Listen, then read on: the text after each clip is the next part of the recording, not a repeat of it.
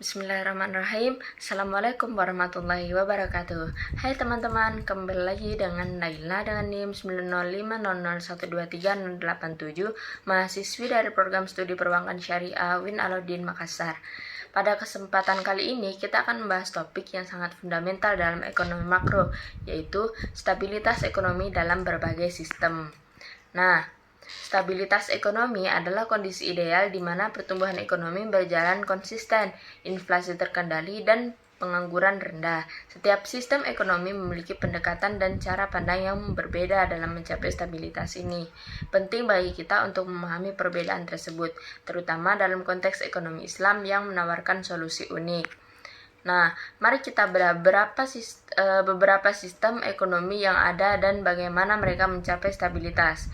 Yang pertama, kita punya sistem ekonomi kapitalis, di mana sistem ini sangat bergantung pada mekanisme pasar bebas dengan harga dan penawaran permintaan sebagai pengatur utama. Pemerintah punya peran terbatas hanya sebagai regulator. Kelebihannya adalah efisiensi dan inovasi yang tinggi, namun kekurangannya bisa muncul ketidakadilan distribusi pendapatan dan ketidakstabilan akibat siklus bisnis, seperti resesi atau inflasi. Kebijakan fiskal dan moneter jadi alat utama mereka, namun masih rentan terhadap krisis. Kemudian, ada sistem ekonomi sosialis. Ini kebalikannya, di mana pemerintah punya kontrol penuh atas sumber daya dan alokasinya. Tujuannya adalah pemerataan kesejahteraan dan penghapusan kesenjangan sosial. Kelebihannya, pemerintah bisa mengontrol harga dan distribusi untuk mencapai stabilitas, tapi kekurangannya seringkali ada masalah efisiensi, inovasi yang lambat, dan kurangnya motivasi individu karena intervensi pemerintah yang dominan. Lalu bagaimana dengan sistem ekonomi Islam?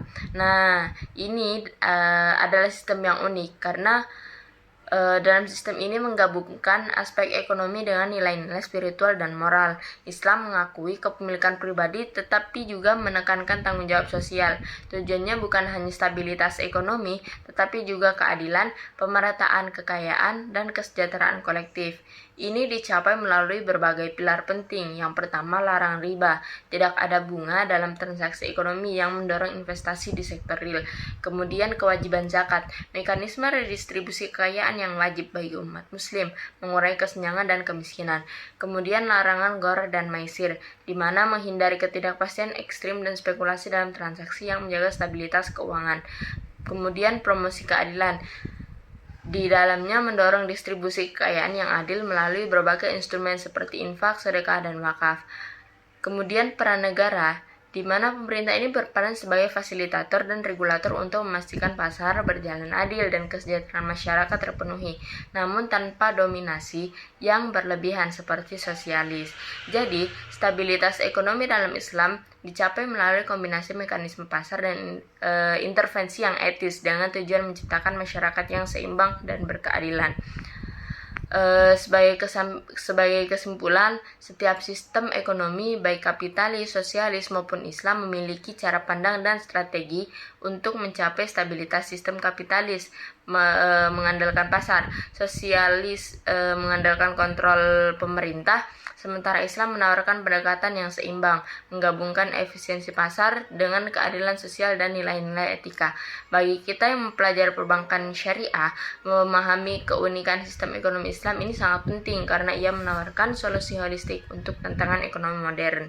Semoga penjelasan saya kali ini memberikan gambaran yang jelas tentang stabilitas ekonomi dari berbagai perspektif. Terima kasih banyak sudah menyimak dan sampai jumpa di kesempatan berikutnya. Wassalamualaikum warahmatullahi wabarakatuh.